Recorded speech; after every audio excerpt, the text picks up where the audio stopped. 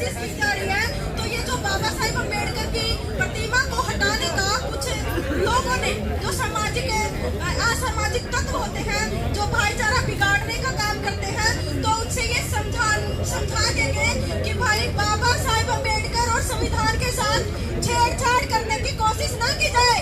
ये सत्ता में जो इतनी ऊंची कुर्सियों के ऊपर बैठे हुए ना, और ये जो ग्राउंड लेवल पे राजनीतिक जो 4-5 लोग हैं, उनको उकसा के गलत काम करवा रहे हैं, दलितों को दबाने का काम किया जा रहा है।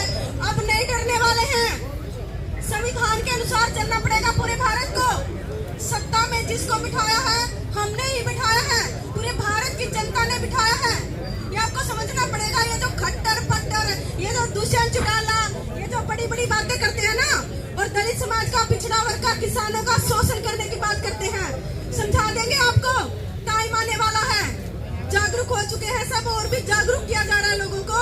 ये जो बार बार कभी जाति के नाम पे आप आडंबर रचते हैं, कभी शिक्षा पे बात की नहीं की, रोजगार पे बात की नहीं की, 8 महीने से किसान बैठा हुआ है, मुआवजे की बात की नहीं की। इसमें दुखी सारा वर्ग है। ये हमें समझना पड़ेगा। हमें जाति के वाद पे नहीं जुड़ना है। ये जो बाबा साहिब अम्बेडकर को सिर्फ जाति के तौर पे जोड़ा जा रहा है, ये मैं दूसरे लोगों को भी समझाने की कोशिश करूंगी, और समझते भी होंगे कि ये एक राजनीति एंगल है। ये जो सत्ता में बैठे हुए लोग हैं, ये भोली जनता का फायदा उठा रहे हैं, लेकिन भोली जनता के जो कुछ एक लोग हैं ना, जो दलाल होते हैं, उनके ऊपर 5 से 10 लोग, वो सबको पागल बनाने का काम कर रहे हैं। भाई उनको तो बड़ी बड़ी गाड़ियां और बंगले मिल रहे हैं, 2 नंबर के पैसे मिल रहे हैं बिना काम किए। आपको क्या मिल रहा है? जो अपने गाँव के लोगों की प्रतिमा हटाकर गाँव के लोगों की भावनाओं को आहत किया, खासकर दलित समाज के लोगों की। तो क्या मतलब क्या बिगड़ गया आपका? ये जो इतनी सर्दी में बैठे हुए हैं, पैदल मार्च किया है, और खाना भी नहीं खा रहे हैं काफी टाइम से, तो ये जातिवाद के नाम पे भड़काने की कोशिश ना की जाए, और ना ही हम भड़केंगे, क्योंकि हमें पता है कुछ जो असामाजिक तत्व है इस मामले को जातिवादी बनाना चाहते हैं। लेकिन हम समझते हैं बाबा साहिब अम्बेडकर सभी का है, और हम सब मिलकर रहेंगे, और अपनी ये जो लड़ाई है सब मिलकर करेंगे। सभी को एक प्लेटफॉर्म पे आने की जरूरत है। आप खुद ही देख लीजिए, ये जो कुछ लोग बोलते हैं कि जातिवादी है, ठीक है, हाँ जातिवादी करता कौन है? जो मनुवादी मानसिकता के लोग हैं। जागरूक किसान है नहीं करेगा, लेकिन जो मनुवादी कुछ एक लोग हैं, हर गांव में मिलेंगे। ये नहीं कह रहे कि कहीं नहीं है, हर गांव में मिलेंगे, और वही इस चीज को फैलाने की कोशिश कर रहे हैं, और वही राजनीति में सभी का फायदा उठाते हैं। ये सभी को समझने की जरूरत है। इसको जातिवादी मामला ना बनाया जाए। बाबा साहिब अम्बेडकर सभी के लिए पूजनीय है, क्योंकि उन्होंने संविधान में जो योगदान दिया है, संविधान किसी एक समाज के वर्ग के लिए नहीं बना है।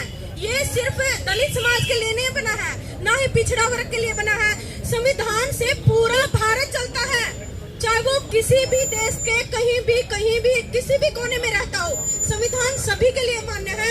लेकिन जब से ये बीजेपी आई है, इसने संविधान के साथ इतनी छेड़छाड़ की और कर रही है, अपनी मन मर्जी से तानाशाही बना के थोप रही है।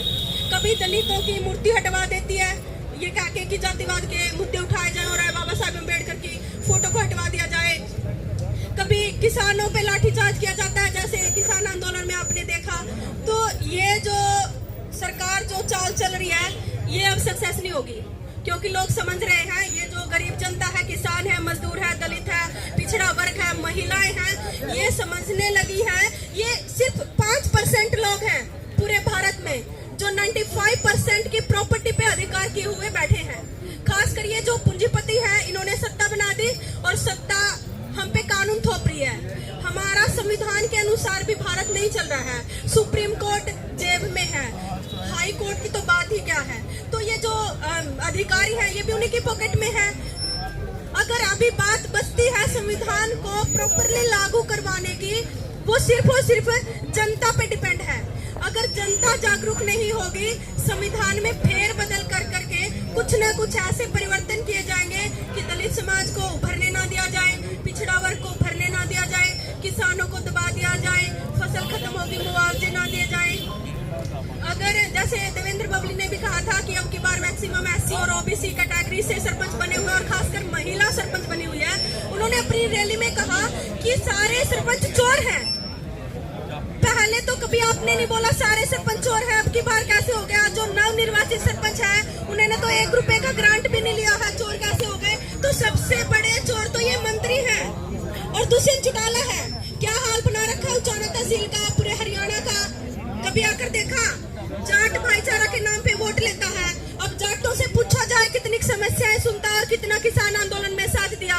चौधरी वीरेंद्र को पूछा जाए, वो जाटों के नाम से वोट लेता है। आया किसान आंदोलन में लाठियां खाने, छुटवाया किसी किसान को छुटवाया? अरे कम से कम अपनी जाति के नाम पे वोट लेते हैं तो उसी हिसाब से कम उनका समर्थन करें। तो ये जो जाति की बातें हैं ये हमें समझनी पड़ेगी। ये राजनेता तो जाति के नाम पे सिर्फ वोट लेते हैं और अपनी राजनीति चलाते हैं। ये किसी के नहीं हो सकते। ये कुछ एक लोग जो समझते हैं जाति के नाम पे जब वोट देते हैं हमारा जाट भाई है या हमारा कोई जो भी है, मैं किसी जाति विशेष पे नहीं बोल रही हूँ। ये जो ग्राउंड लेवल की जो राजनीति है, सिर्फ इतना बताना चाहती हूँ, ये सिर्फ और सिर्फ राजनीति तक आप उनके भाई हैं। राजनीति के बाद कोई किसी का नहीं है। दुष्यंत चौटाला कितने लोगों की हेल्प करता है, कितने गरीब किसान बैठे हुए हैं, उसमें से भी मैक्सिमम जाट समाज से होंगे। 8 महीने से बैठे हुए हैं। क्या दुष्यंत चौटाला ने पूछा? चौधरी वीरेंद्र ने पूछा किसी से? ब्रिजेंद्र ने पूछा? नहीं पूछा, नहीं पूछेंगे, क्योंकि उनको पता है इनको जाति के नाम पे बांट के हमने 2024 में फिर वोट लेने हैं। 50 सालों से ये राजनीति होती आ रही है, क्योंकि धर्म के नाम पे तो हो नहीं सकती। जैसे यूपी में मुस्लिम धर्म के नाम पे राजनीति चलती है, तो हरियाणा में जातिवाद के नाम पे राजनीति चलती है। ये समझना पड़ेगा जहाँ तक मेरी आवाज पहुँच रही है। अगर हमारे खुद के परिवार में से मैं बोलती हूँ, अगर कोई योग्य व्यक्ति नहीं है और वो इलेक्शन के लिए खड़ा है, उसे वोट मत दो, उसे नकार दो। हमारे बाबा साहब ने ये कहा, अपने वोट की वैल्यू को समझिए। ये सिर्फ किसी एक समाज के व्यक्ति को नहीं बोला है, ये पूरे भारत की जनता पे लागू होता है कि अपने वोट की वैल्यू को समझिए, सही और गलत को पहचानिए, अच्छी शिक्षा ग्रहण कीजिए। अरे जो लोग आपकी शिक्षा को खत्म करने पे तुले हुए हैं, जो लोग ये संविधान को खत्म करके मनुवादियों की जो मनुस्मृति थी उसके अनुसार जो भारत को चलाना चाहते हैं, वही आपके भाई होंगे। कैसे होंगे भाई? वो किसी के सगे नहीं होते हैं। जनता को ये बात समझनी पड़ेगी कि ये जो वोट की राजनीति होती है जातिवाद के नाम पे, ये बिल्कुल गलत है। और जब तक जागरूक लोग, चाहे वो किसी भी जाति के हैं, क्योंकि जागरूक लोग जब तक आगे नहीं आएंगे, ये जो जातिवाद के नाम पे जो सिलसिला है राजनीति का, ये कभी खत्म नहीं होगा, ये हमेशा चलता रहेगा। ये बाबा साहेब अम्बेडकर का जो मूर्ति हटा के अपमान किया है, ये किसी दलित समाज का अपमान नहीं है, ये पूरे भारत देश के लिए शर्म की बात है कि जो पूरे विश्व में इतने समाज सुधारक और शिक्षित हुए हैं, जिसने गरीब लोगों की ऊपर उठाने के लिए अपना पूरा जीवन त्याग दिया, और उसी की फोटो हटाने चले हैं जिनको ABCD भी नहीं आती है, जो शाम को इतनी सारी शराब पी के सोते हैं, जिनको पता नहीं है पड़ोसी मर रहा जी रहा है, पड़ोसी के खाना खाने के लिए दाने हैं या नहीं है, और वही लोग बाबा साहेब अम्बेडकर का अपमान करने के लिए चले हुए हैं। अरे बाबा साहेब अम्बेडकर का अपमान नहीं होगा, ये आपका अपमान है। खुद में झांक कर देखिए कि आप कितने गंदी मानसिकता के इंसान हैं। और भी बहुत सारे सामाजिक संगठन हैं जो जागरूक करने की कोशिश कर रहे हैं लोगों को, और हो भी रहे हैं। आज सबसे बड़ी बात क्या है कि हमारे बीच में जो महिला शक्ति है पुरुष से भी ज्यादा लगती है। तो जब महिलाएं उठ जाती है ना, ये तो सत्ता परिवर्तन की आप बात करते हैं। महिलाओं ने तो सावित्रीबाई फुले अकेली का एग्जाम्पल देख लीजिए, पूरे समाज को बदल दिया और पूरी महिलाओं को पढ़ने का अधिकार दिलवा दिया, पढ़ने का अधिकार दिया। और 3 जनवरी को जो सावित्रीबाई फुले का जन्मदिन है, तो सारी महिलाओं का ये हक है सभी को इकट्ठा होके सावित्रीबाई फुले का जन्मदिन मनाना चाहिए।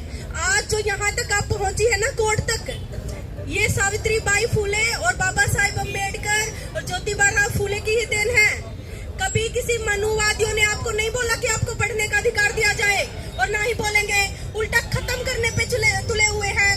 जैसे चिराग योजना ले आए, चिराग योजना आपने देखा होगा, सरकारी स्कूलों की क्या हालत है। सरकारी स्कूल में जाता कौन है? गरीब किसान और गरीब मजदूर का बच्चा ही तो जाता है। अरे जिनके जो प्राइवेट है, प्राइवेट का मतलब ही भेदभाव है। जो प्राइवेट स्कूल है, ये हमारे तो छोटे लाओं के प्राइवेट स्कूल हैं, जैसे गांव में हो गया या सिटीज में हो गया, ये तो कुछ भी नहीं है।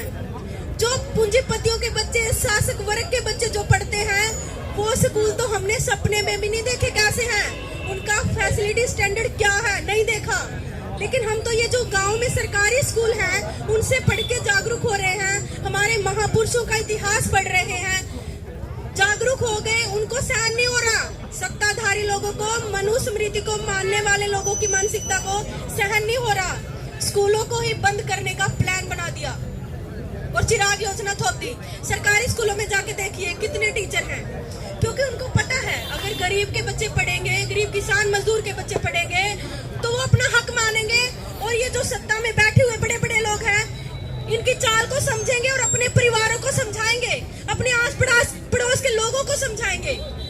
तो उन्होंने शिक्षा को खत्म करने की सोच ली। अब रोजगार पे देखिए, डेली का क्या होता है, कहीं जाएंगे स्टैचू पे माला चढ़ाएंगे। अब ये इतने आडंबर रस्ते हैं, अगर मैं तानाशाही जो लोग हैं जो कर रहे हैं, ये आज मूर्ति हटाने की कोशिश की है, वही क्या करेंगे, भीम जयंती में फूलों की माला चढ़ाएंगे हमारा बाबा साहेब अम्बेडकर पे। हमें ऐसे भाईचारे की जरूरत नहीं है जो जातिवाद हमसे करता है और दिखावा करता है बाबा साहेब अम्बेडकर का सम्मान करने की। हमें ऐसे सम्मान की जरूरत नहीं है, हमें उन लोगों की जरूरत है जो हर समस्या में हमारे साथ खड़े हैं, तभी भाईचारा हो सकता है। दिखावे का ये जो करते हैं, बाबा साहेब अम्बेडकर की फोटो पे माला चढ़ाते हैं या फिर ज्योतिबा राव फूले पे की फोटो पे माला चढ़ाते हैं, ये दिखावा ज्यादा दिन नहीं चलेगा। अगर आप किसी का अपमान हो रहा है, उसके पक्ष में नहीं खड़े हो सकते उसको सम्मान दिलाने के लिए, तो आपको तो इंसान होने का भी अधिकार नहीं है, आप तो मुर्दे के समान है। क्योंकि जो भी इंसान है जो समझता है कि हमारा अपमान करने की कोशिश की है, हमारी भावना को ठेस पहुंचाने की कोशिश की है, बाबा साहेब अम्बेडकर को अपमानित करने की कोशिश की है, वो जागरूक लोग यहाँ पे बैठे हैं। और जो मुर्दे लोग हैं जिनको कोई फर्क नहीं पड़ता, वो घरों में बैठे हुए हैं। तो इतने जागरूक लोग भी अगर किसी मुद्दे पे आते हैं, वो भी हमारे लिए जीत है। क्योंकि अगर एक व्यक्ति 2 व्यक्ति को जागरूक करता है या एक व्यक्ति को जागरूक करता है, तो इसका डबल कर दीजिए आप कितने हो गए। तो वो दिन ज्यादा दूर नहीं है, ये जो तानाशाही करते हैं, दलितों पे अत्याचार करते हैं या लड़कियों के रेप करके उनको मार देते हैं, वो दिन ज्यादा दूर नहीं है कि वो बच पाएंगे। उनको घर से निकालकर, बिल से निकालकर मारा जाएगा। पिंडारा में घटना हुई, 14 से 15 साल की लड़की के साथ रेप किया, और एक इंसान जो उस गांव का सरपंच था, उसको शर्म आनी चाहिए कि सरपंच कहलाने के लायक ही नहीं है। 3 लाख रुपए लेके उस लड़की के घर गया, उस लड़की के पापा नहीं था कि समझौता कर लिया जाए, तुम अपनी बेटी के साथ अगर ऐसा हो जाए हम 20 लाख रुपए दे देंगे अगर समझौता कर लो। तो वो नाथ है, उसके पापा नहीं है, इसलिए उसकी इज्जत के साथ समझौता किया जाए, कितनी शर्म की बात है। कुराड़ में एक इंसिडेंट हुआ, उस लड़की का रेप किया, तो ये जो पुरुष समाज है, इसे भी मैं कहना चाहती हूँ, भाई जैसी आपकी बेटी है, आपकी माँ है, हम सबको भी वैसा ही समझा जाए, क्योंकि सबकी बहू, बेटी, माँ है जो, वो सब पूजनीय है। ये किसी जाति विशेष की बात नहीं है। महिलाओं पे जो अत्याचार किए जा रहे हैं, कहीं अगर अकेली को जाना पड़ जाए किसी समस्या के लिए या किसी डॉक्टर के पास, थोड़ा सा अंधेरा हो जाए, वहाँ उसके साथ जो गलत कार्य किया जाता है, ये बहुत ही निंदनीय है। हमारे पुरुष समाज को ये समझना पड़ेगा कि महिला 50 के अधिकारी है, 50% की। जितने पुरुष अधिकारी हैं उतने महिला भी अधिकारी हैं, और ये जागरूकता आ भी चुकी है। और अभी जो ग्राम पंचायतों में जो 50% आरक्षण देने का वैसे दिखावा तो कर दिया है, लेकिन पुरुष समाज से इतनी सी दरखास्त है कि जो सरपंच बनी है, घूंघट ओढ़ के बेचारियों ने ठीक है शपथ ले ली है, लेकिन आज भी जब वो कहीं काम करने के लिए उसको जाना पड़ता है, उसको नहीं जाने दिया जाता। उनका हस्बैंड जाएगा, उनका जेठ जी जाएगा या देवर जाएगा। क्यों भाई? सरपंच कौन है? महिला है, तो उसी को जाने दिया जाए ताकि उसमें जागरूकता आए। ये जो डिपेंडेंट होने की जो चीज है, ये सामने आनी चाहिए। एक महिला जब पूरे परिवार को कुछ खर्चे में चला सकती है, वो पूरे देश को भी संभाल सकती है। और इसका जीता जागता उदाहरण हमारी उत्तर प्रदेश में मायावती है, हमारी इंदिरा गांधी जी है। तो महिला किसी से कम नहीं है। ये जो दबाए जाते हैं ना कि इनके तो दिमाग कम होता है, बहुत सारे लोग बोलते हैं ऐसे कहावतें, इनका दिमाग कम होता है, ये वो नहीं कर सकती, वो नहीं कर सकती। आप किसी भी डिपार्टमेंट में जाइए, आप परिवार की तो छोड़िए, हर जगह विश्वसनीय काम करती हैं और ना कभी भेदभाव करती, ना किसी जाति के नाम पे भेदभाव करती, सबका सम्मान करती है। सुबह अपना पूरा काम करने के बाद अपने ऑफिस में जाती है, वहां से भी जल्दी आके फिर अपना सारा काम करती है, वहां पे भी काम करती है ऑफिस में और घर में भी काम करती हैं। तो महिलाओं में दिमाग कम हुआ या पुरुषों में? पुरुषों में कम हुआ, क्योंकि वो एक ही काम करते हैं, सिर्फ और सिर्फ कमाने का। कमाने के बाद सारा पैसा महिला को दे दिया जाता है कि आप घर को संभालिए।